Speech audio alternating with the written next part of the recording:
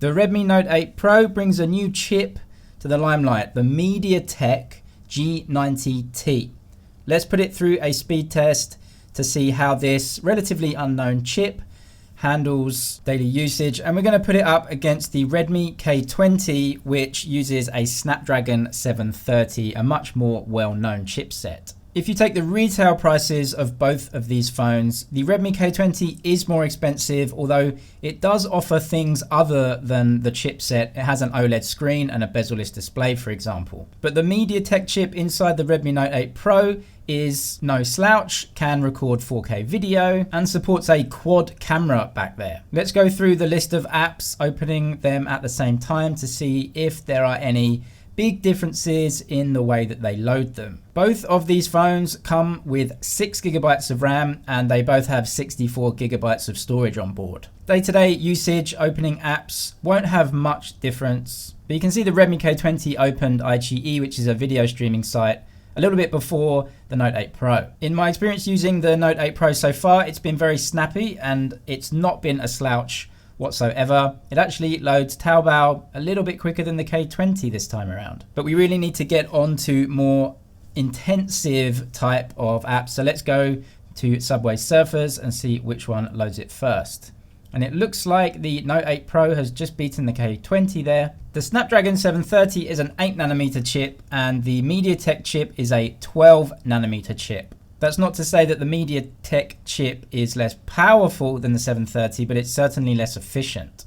The Note 8 Pro has a bigger battery because of this, 4,500 mAh compared to the 4,000 in the Redmi K20. Launching PUBG on these to see which one loads it first. The MediaTek chip inside the Note 8 can power high frame rate gameplay, but remember, this is the Chinese version of PUBG, not the worldwide version.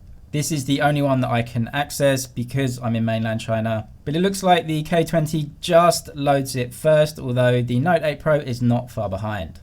Anecdotally, the Note 8 Pro does definitely get hot when put under heavy loads. When you're gaming or when you're using the processor at all, this thing heats up. But remember, it's a 12nm chip. The K20 gets hot too, and in my experience, the Note 8 Pro does not overheat or get too hot. It's within the normal range of heat dissipation. Anyway, let's do Antutu to see which one of these gets the highest score. The 730 is a very powerful chip, and it's really just second in line in the Snapdragon range under the flagship Snapdragon 855. The Redmi Note 8 actually finished the test first, 280,000, a really decent score, and the K20 actually gets beaten. There you have it, a cheaper phone from Redmi. Wow, it beats the K20 with that Snapdragon 730 chip. If you take a look closer on this one, the CPU on both of them is about the same, but the Note 8 Pro smashes the K20 in the GPU score. Lots of variables that go into this, and it's just one test, so that's not to say that one is hugely better than another. But anyway, let's move on to the KineMaster video export test. This is a 1080p video export test. 5 minutes worth of video on the K20. You can export it in 2K. You can't do that on the Note 8 Pro. So we will export both videos in 1080p 24 frames a second. The Note 8 Pro looks to be really doing it much quicker than the K20. And bang, there you have it. A minute and a second to export a 5-minute 1080p video. And that is much quicker than the K20. I don't know what was happening with the K20, but it got smashed in that test. How about RAM management between these two phones? Both have 6 GB of RAM, so should manage these apps in about the same way. So I'm opening up all of these apps right now and keeping them all in memory, and then going back through the apps to see if they've all been kept in memory or any have been shut down to save memory. The first app, which is a shoot 'em up game, that was still in memory. PUBG, that is still in memory on both devices too.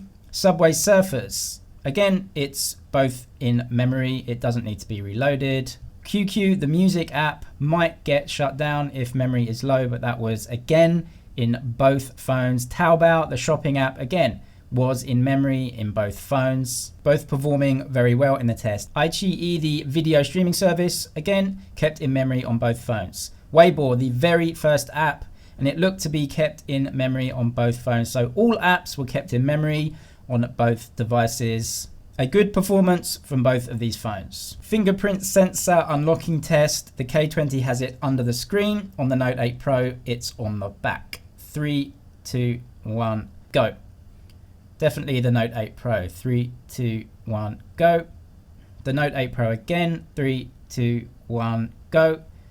The Note 8 Pro is definitely quicker because the technology is different on the two devices. The Mediatek G90T chipset, as is found in the Note 8 Pro, for the price, gives you a very similar or even better experience than the Snapdragon 730 found in the Redmi K20. The phones have other hardware differences, which is why they are differently priced. But the Note 8 Pro, coming in at 1399 RMB, looks to be a very powerful phone for the price segment. Although, according to Antutu, it still does get beaten by the Kirin 810. Anyway, that's it for now, but I will see you in the next one.